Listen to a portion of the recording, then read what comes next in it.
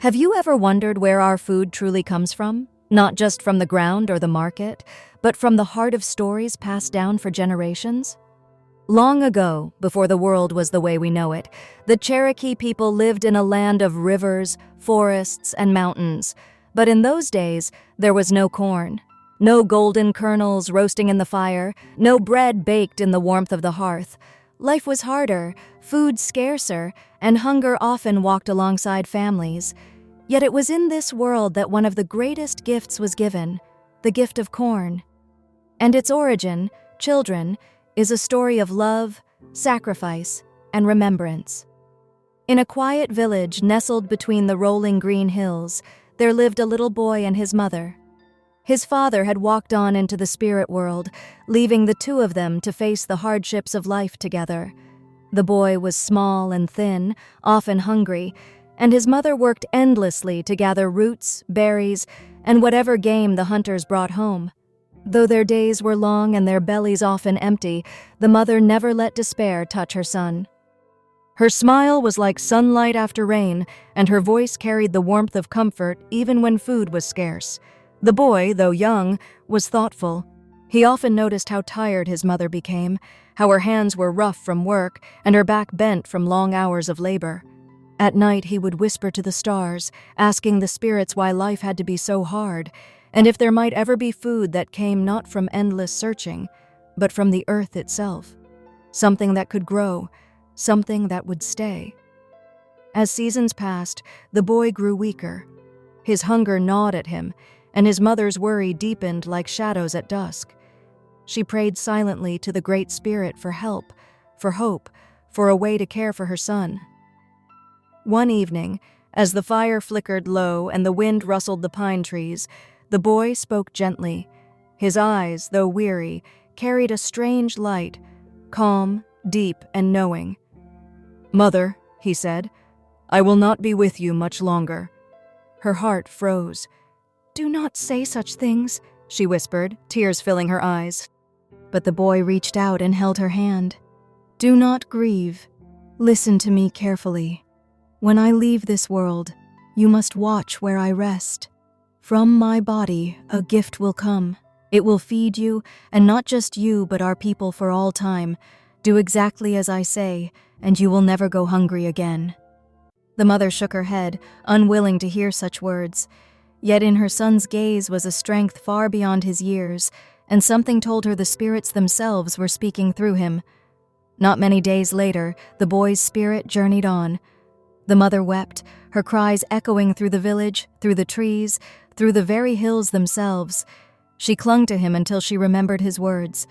Through her sorrow, she took a deep breath and steadied her trembling hands. She buried him with love and care, just as he had asked. And then she watched. The seasons turned. Rain fell, sun blazed, and the earth warmed. From the soil above her son's grave, green shoots began to rise. They grew taller, stronger, until they became tall stalks with broad leaves that whispered in the wind. At their tops, golden tassels appeared, and from their sides grew ears wrapped in husks.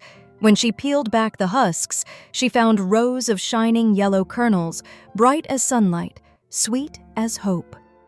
The people had never seen such a thing before. Cautiously, they roasted the kernels over the fire and tasted them. Their eyes widened. It was delicious, nourishing, unlike anything they had eaten before. For the first time, their bellies felt full, their bodies strong. This was corn. The mother fell to her knees, tears streaming down her face, but this time they were not tears of grief. They were tears of gratitude. Her son had kept his promise. His sacrifice had become life for his people. But as with many stories of great gifts, there came a twist. At first, the people harvested only a little, unsure of this new plant, but soon they grew careless.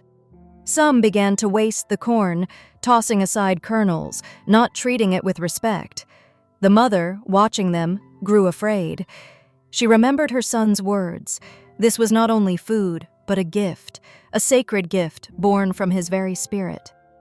One night, as the fire crackled low, the mother gathered the people. Her voice was steady, filled with both sorrow and wisdom. "You must never forget where this corn came from," she said. "It is the body of my son, his gift to us all. Treat it with reverence. Waste nothing. Honor it with every meal, every harvest. For if you forget, you do not only dishonor him, you risk losing this gift forever." The people listened, their hearts heavy with shame and understanding. From that day on, they treated corn with respect. Before eating, they gave thanks. At harvest, they sang songs of gratitude.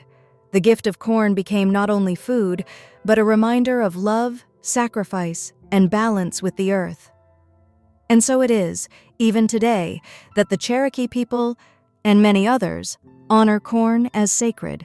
Each golden ear carries the story of a boy who gave himself so that his people would live, and of a mother who turned grief into gratitude. So, children, when you see corn roasting over the fire or feel its warmth in bread, remember this story. Remember that every gift from the earth carries a spirit, a sacrifice, and a lesson. The lesson of corn is simple, yet profound.